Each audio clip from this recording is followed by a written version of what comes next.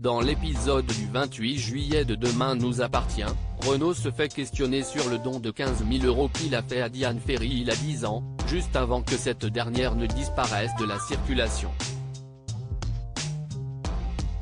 Le commandant Constant a du mal à croire qu'il ne se soit jamais rien passé entre Renaud et Diane malgré l'insistance du médecin qui assure qu'il était juste amis. Il explique que Diane était fragile et qu'elle avait besoin d'aider, et est d'autant plus choqué quand Martin lui dit qu'il la soupçonne de s'en être pris à Samuel.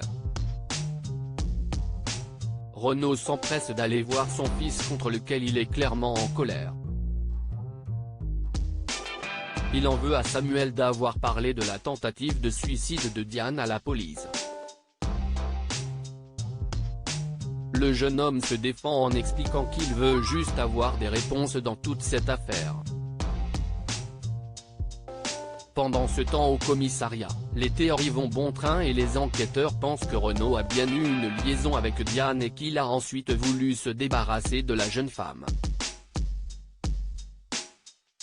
Il lui aurait alors fait un virement de 15 000 € et sommé de quitter le haras et ses environs. Si Renaud cache quelque chose, il ne dit pas plus à Marianne, qui se pose également des questions sur la nature de sa relation avec Diane.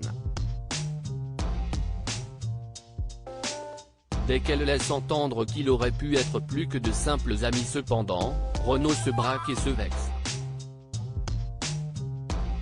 Lorsqu'elle retrouve sa fille, Marianne explique à Chloé que son couple traverse un moment difficile à cause du manque de communication de Renaud.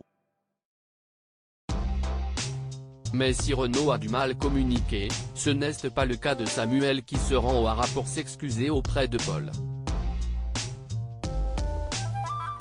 Les deux hommes font la paix pour continuer à s'occuper du haras qui leur tient tant à cœur.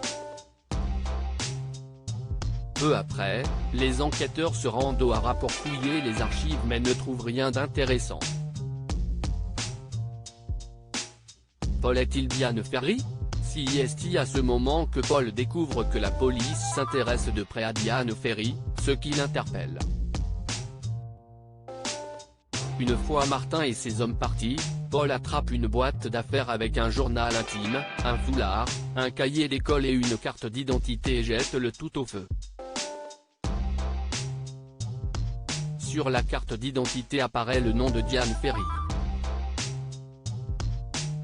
Pendant ce temps, William essaie toujours de maintenir la flamme entre Aurore et lui envoie des fleurs au travail, ce qui pousse ses collègues à penser que William a merdé et cherché à se faire pardonner.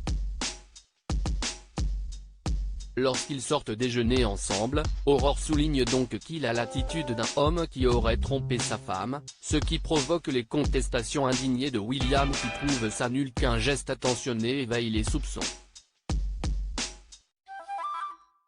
De retour chez eux, le couple se fait la gueule face à une Manon incrédule. Blasé, William explique à sa fille que dès qu'il fait quelque chose de gentil, cela éveille les suspicions de sa mère. Ce comportement fait dire à Manon qu'il ressemble à un vieux couple et la jeune préfère prendre son assiette et aller manger dans sa chambre. Dès que ses parents sont seuls, ils commencent à rire et à se taquiner avant de se réconcilier une bonne fois pour toutes sur l'oreiller. Enfin chez Camille, l'absence de sa sœur et de sa mère réjouit Dorian qui pense pouvoir profiter de la grande maison des maîtres Perrault en amoureux. Seulement Camille lui annonce que quelqu'un va se joindre à eux, Emma, qui profite des vacances pour passer du temps avec son amie. Cette dernière est ravie d'être là et en profite même pour aller saluer Benjamin, avec qui elle parle de son émancipation. Une fois de retour chez Camille, Emma propose une pool party qui permettra à Camille de se changer les idées après tout ce qu'il s'est passé entre sa mère et Stanislas.